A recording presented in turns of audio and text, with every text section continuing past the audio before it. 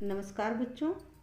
आज हम सब कक्षा 7 की संस्कृत ज्ञान मंजूषा के 10वें पाठ ब्राह्मण कर्कट कथा, ब्राह्मण और कर्कट की कथा अर्थात केकड़े की कथा, इस पाठ का अभ्यास कार्य करेंगे। यहाँ पाठ से संबंधित शब्दार्थ दिया गया है पुस्तक में ही, तो आप इसको यहाँ से देख लीजिएगा। आगे चलते हैं। मौखिक कार्यम यानी मौखिक कार्य। निम्नलिखित पदानाम उच्चारणम कुरुत यानी निम्नलिखित पदों का उच्चारण कीजिए।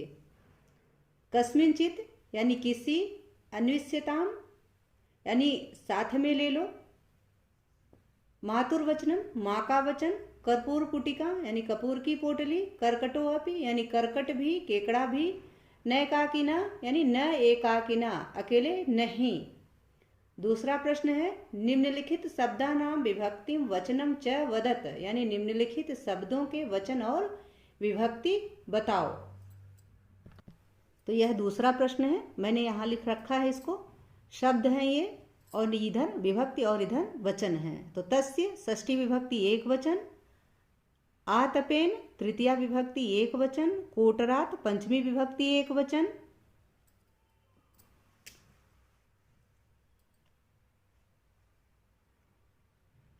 आगे है आज्ञा पालनात्, ये चतुर्थी एक वचन है।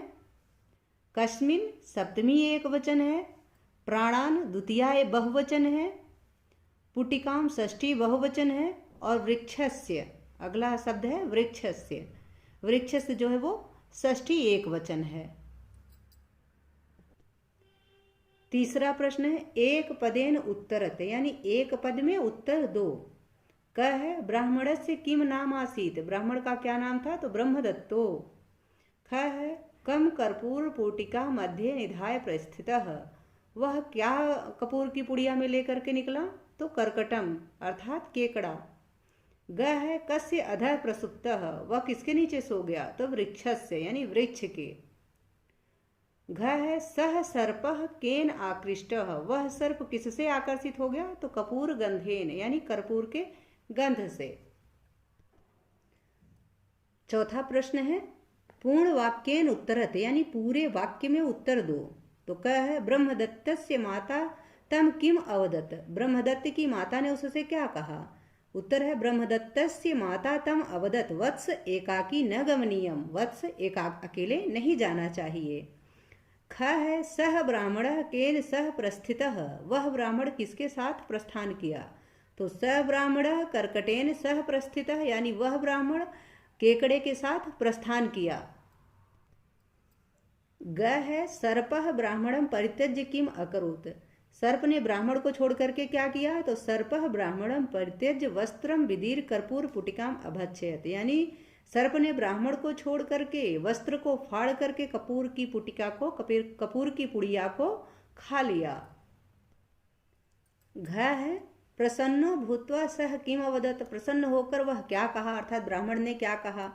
उत्तर है सह प्रसन्नो भूत्वा अवदत मम मात्रा सत्यम विहितम यत, मेरी माँ सत्य ही कह रही थी कि न एकाकिना गमनीयम यानी अकेले नहीं जाना चाहिए।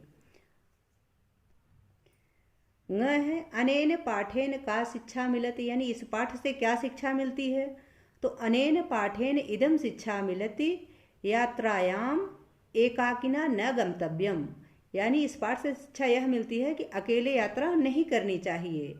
और मातुः आज्ञा पालनम कुर्यात्, माँ की आज्ञा का पालन करना चाहिए क्योंकि मातुः आदेशे हितम निहितम भवति, माँ के आदेश में हित निहित होता है।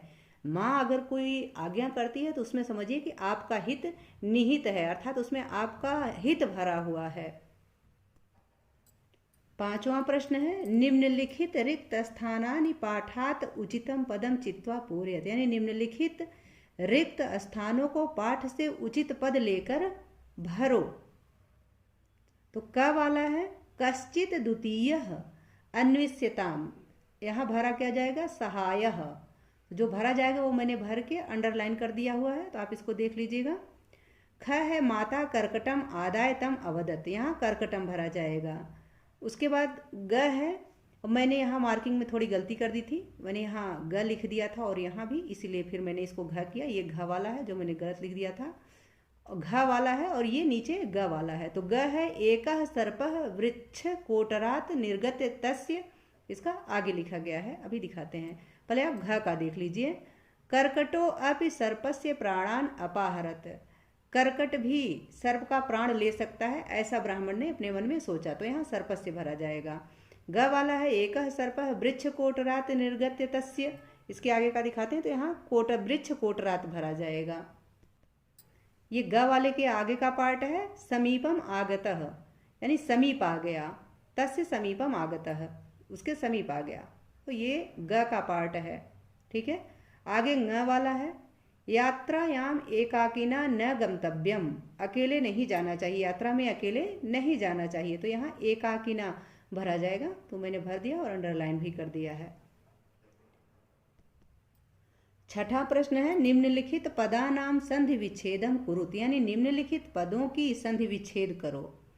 क है पालनार्थम, अर्थात पालन के लिए, तो पालन धन अर्थम।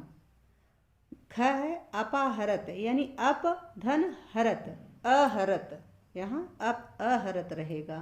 ठीक, ग है सूर्या तपेन, तो यहाँ सूर्या धन तपेन, यानी सूर्य के तप से। घ है न एकाकी, यानी न एकाकी, न धन एकाकी। ङ है पुटकोपरि, यहाँ होगा पुटिका धन ऊपर, यानी पोटली के ऊपर। च है मातुर वचनम, तो यहाँ होगा मातुः वचनम, क्योंकि ये विसर्ग संधि है इसलिए विसर्ग यहाँ हो गया है, र के स्थान पर विसर्ग हो गया है। ठीक है, तो मातुः वचनम अर्थात मातुर वचनम।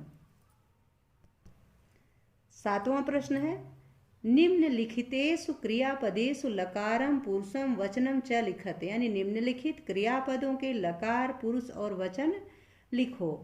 तो इसका क है अवदत, अवदत में कौन सा लकार है? लंग लकार है, प्रथम पुरुष है और एक वचन है। अवदत लंग लकार प्रथम पुरुष एक वचन। ख है गमिष्यामि, गमिष्यामि लृट लकार है उत्तम पुरुष एक वचन है। ग है भवतु लोट लकार प्रथम पुरुष एक वचन है। घ है गच्छ, गच्छ लोट लकार मध्यम पुरुष एक वचन है। ङ है अभच्छेत, ये लट लकार प्रथम पुरुष एक वचन है। च है पश्यति, पश्यति लट लकार प्रथम पुरुष एक वचन है। छ है अस्मि, अस्मि लट लकार उत्तम पुरुष एक वचन है। आठवां प्रश्न है, ये रचनात्मक कार्य है। मातृदेवो भव अथवा मम माता विषये संस्कृत भाषायाम पंचवाक्यानि लिखत। मातृदेवो भव अथवा मम माता पर संस्कृत में 5 वाक्य लिखो। तो मैंने एक SCERT संस्कृत की बुक का वीडियो बनाया हुआ है मातृदेवो भव, तो आप वहाँ से देख के उस वीडियो को और उस पाठ से शब्द बना लीजिएगा। यदि आपको ना आए तो अपनी माता के ऊपर 5 वाक्य संस्कृत में लिखना है, चाहे आप लिखो मातृदेवो भव या मम माता। ठीक है, आशा है कि आप सबको इस पाठ का अर्थ और अभ्यास कार्य अच्छे से समझ में आ गया होगा। तो यदि आपको वीडियो से संबंधित कोई क्वेरी हो आपकी, तो आप प्लीज़ कमेंट कीजिए, मैं उसे पूरा करने का प्रयास करूंगी। ठीक है, मिलते हैं अगले वीडियो में, तब तक के लिए देखते रहिए राष्ट्र गौरव हिंदी संस्कृत। बहुत